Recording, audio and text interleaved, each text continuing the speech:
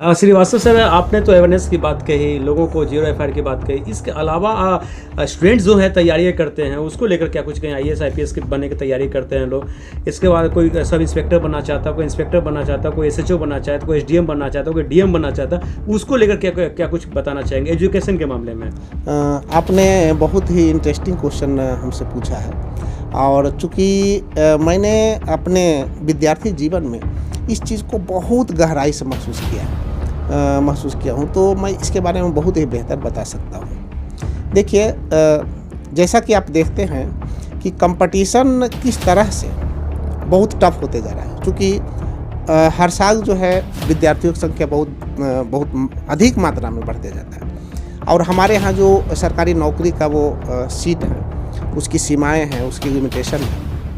उस कंडीशन में आपको सबसे पहले डिटरमाइंड होना होगा कि हमको करना क्या है।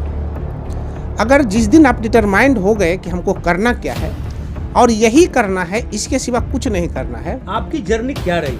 आप जिस तरीके से आपने एक मुहिम चलाया है, आपने एक यूट्यूब चैनल चलाया है, तो उससे तो मुझे शायद लगता है कि आप लोगों को कुछ कहीं ना कहीं एजुकेशन भी प्रोवाइड करना चाह रहे हैं। तो आपकी जर्नी क्या रही? एक्चुअली मेरा जर्नी बहुत ही संघर्षपूर्ण रहा हमेशा। पूरे संघर्ष की कहानी अभी भी जब हमको याद आती है तो अपने आप में जो है वो मेरी एक अपनी कहानी बन जाती है। तो आपका ये स्ट्रगल लाइफ जो रहा है, लोगों को चाहते हैं कि वो उनके वो भी स्ट्रगल करें और आगे बढ़े। हाँ, यहाँ तक कि चूँकि बहुत सारे चीज़ों से मैं अवेयर नहीं था, उस समय इस तरह की चीज़ें नहीं था कि कोई हमको बता पाए, तो मैंने संघर्ष करते हुए चीज़ों को सीखा। आज मैं ये चाहता हूँ कि वो सारे बच्चे जो हमारे जैसे वो संघर्ष कर रहे होते हैं, तो उनको मैं बहुत आसानी से चीज़ों को बता पाऊँ और वो चीज़ों का उनको भटकना ना पड़े, दिक्कत ना हो, बहुत आसानी से वो सारी चीज़ों को समझ पाए और एक जो है ग्रेजुअली तरीके से, क्रमबद्ध तरीके से वो अपना जो है मंजिल को अपना जो है। मतलब तब के समय में, आपके समय में ना यूट्यूब चैनल हुआ करते थे, ना फेसबुक चैनल हुए थे, ना ऑनलाइन क्लास हुआ करते थे, कोचिंग और इंस्टीट्यूट होते थे, ट्यूशन वगैरह होते थे।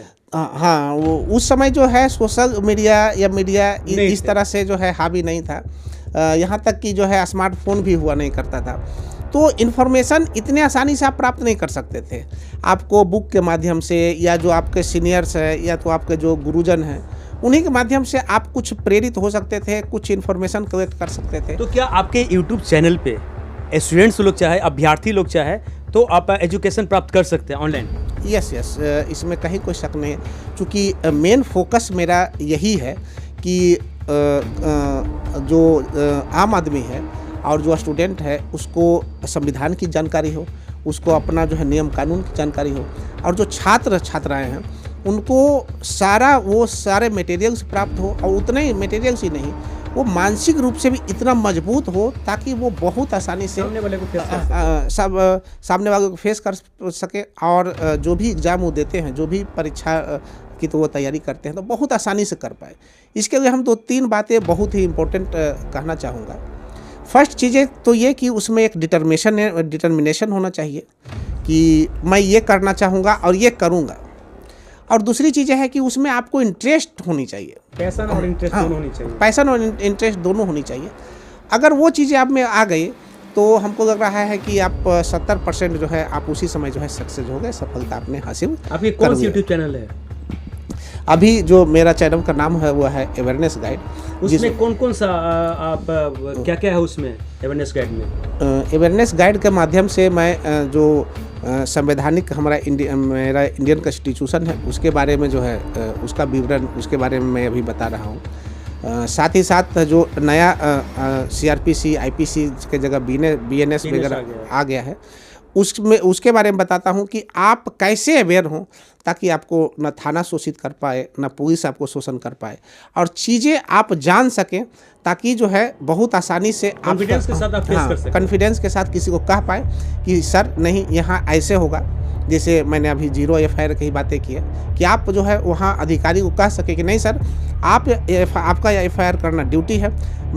BNS ये अधिकार देता है कि किसी भी थाना में हम एफआईआर दर्ज कराएं, तो आपको एफआईआर दर्ज करना ही होगा। इस तरह की बातें आप कर सकते चलिए श्रीवास्तव सर, आज के अभ्यर्थियों को कैसे तैयारी करना चाहिए? मेरा मानना है कि इस बिंदु पर आप अगर देखें तो सबसे पहले आप एक इंटरेस्ट देखिए कि किस क्षेत्र में है। दूसरी चीज़ है आपका डिटर्मिनेशन होनी चाहिए, और तीसरी चीज़ है कि हार्ड वर्किंग। और हार्ड वर्किंग के द्वारा जब आपकी पूरी तैयारी कंप्लीट हो जाए तो वहाँ पर आपको एक बार स्टेबल होने की भी ज़रूरत है, रुकने की ज़रूरत है, पैसेंस रखने की ज़रूरत है। और पैसेंस रख, अगर तैयारी हो गई है, पैसेंस अगर रख रहे हैं तो 100% श्योर समझिए कि आपकी सफलता आपके सिवा किसी का नहीं होना है, आपकी सफलता एकदम 100% है। तो आपने देखा किस तरीके से श्रीवास्तव सर ने अपना ओपिनियन दिया, आपने बताया है अभ्यर्थियों को लेकर, अवेयरनेस को लेकर और साथ ही साथ संविधान को लेकर। तो आगे के एपिसोड में बताएंगे, आगे की खबरों में बताएंगे कि इनका क्या कुछ कैसे तैयारियां चल रहा है, यूट्यूब चैनल पे क्या कुछ तैयारियां हैं, क्या कुछ अपना प्रिस्क्रिप्शन देते हैं, कैसे कुछ तैयारियां करने अभ्यर्थियों को। तो आगे की खबरों के लिए अपडेट रहे बने रहिए के साथ। मैं